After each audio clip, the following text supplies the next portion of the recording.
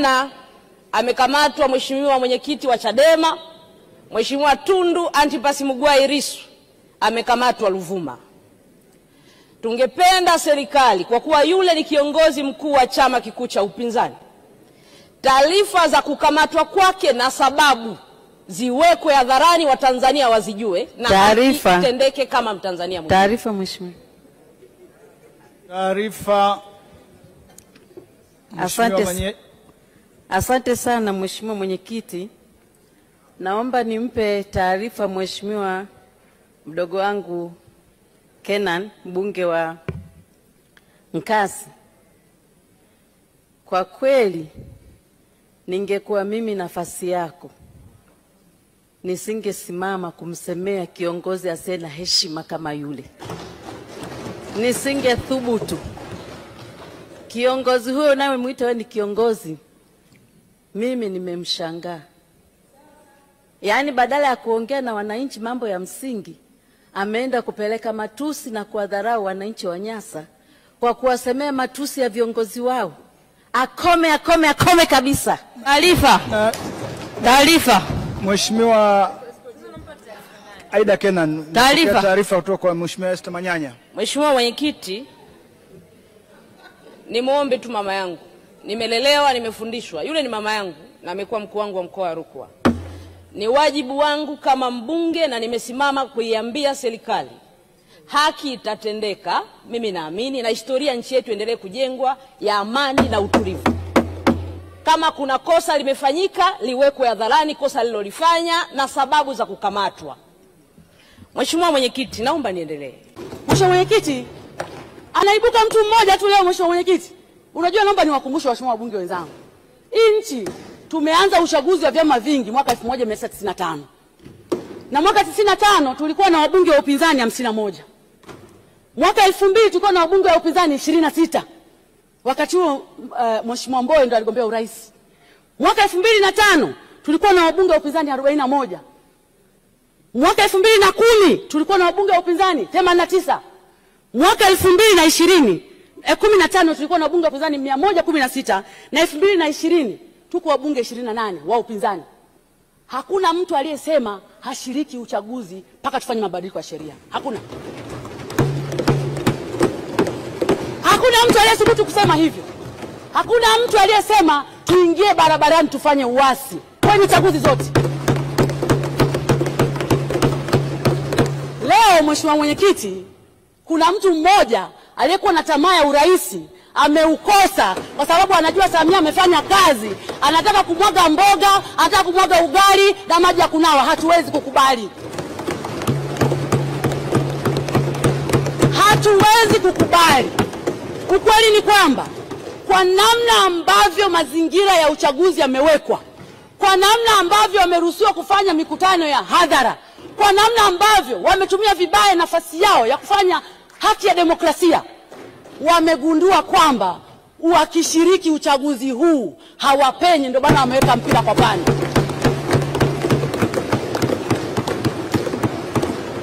Mheshimiwa mwenyekiti,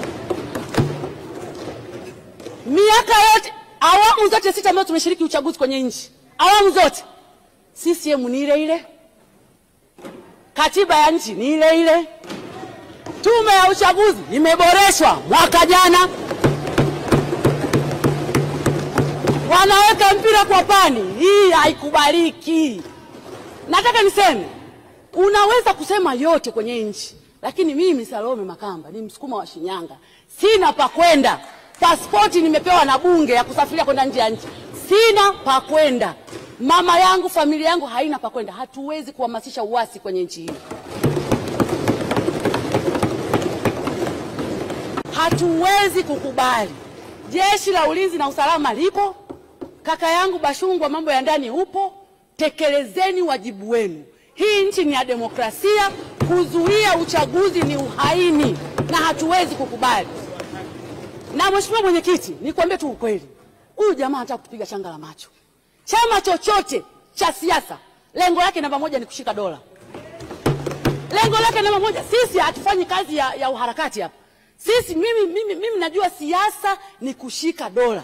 Haiwezekani hata siku moja. Wamekaa nje huko Leo watu waendelee kukaa nje huko. Hatuna kambi rasmi ya upinzani. Hatuwezi kurudi bungeni kama wabunge. Alafu unasema sisi ni wanasiasa. Hapana. Ni lazima tushike dola. Wabunge wenzangu walioko nje naungana nao. Lazima turudi humu ndani kama tulivyokuwa zamani. Lazima tukae humu ndani kama tulivyokuwa zamani. Serikali ishauriwe, ipokee ushauri. Na sisi tushauriwe, tupokee ushauri. Tulijenge taifa moja kwa umoja. Hiyo ndio kazi ya chama cha siasa. Na wawakilishi wa wananchi, huwezi kuwakilisha huko kwenye majukwaa, na ndio maana unaona huko wanakofanya haina tija. Ni lazima tukae kwenye mabaraza ya vijiji, ni lazima tukae kwenye baraza la madiwani, ni lazima tukae bungeni ili tuweze kushauri serikali kwa mfumo unaoeleweka. Huwezi kuishauri serikali nje ya serikali, Mheshimiwa Mwenyekiti.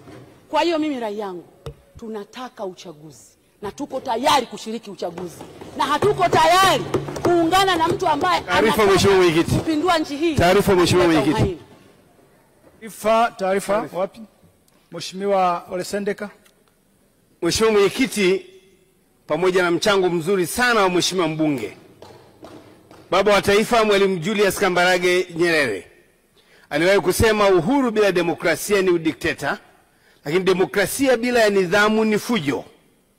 Kinachoendelea hivi sasa ni sheria inazingatiwa kwa kuweka mipango kwa wapa wa Tanzania fursa ya kutumia haki yao ya kuchagua. Ni dhahiri kabisa kwamba mbunge alichokizungumza hapa ameonyesha kabisa kwamba Yesu Kristo alisema atakayenionea haya mbele za watu nami nitamuonea haya mbele za Baba yangu. Hakujali itikadi, hakujali jambo lolote. Amemsifia Dr. Samia Suluhu Hassan kwa kazi nzuri na rekodi iliyotukuka aliyoionyesha.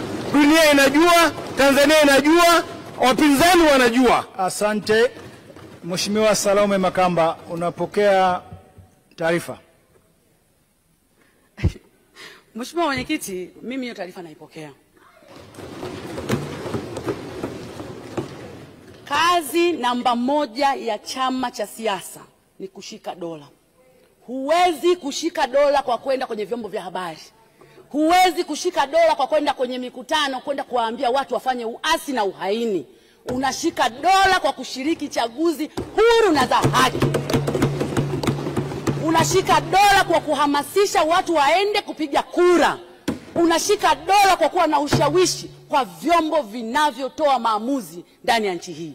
Na kwa kufanya hivyo ndiyo njia sahihi ya kueleza yale ambayo unatamani yafanyike ndani ya nchi yako. Na tofauti na hapo, Mheshimiwa Mwenyekiti, nakushukuru sana Mheshimiwa.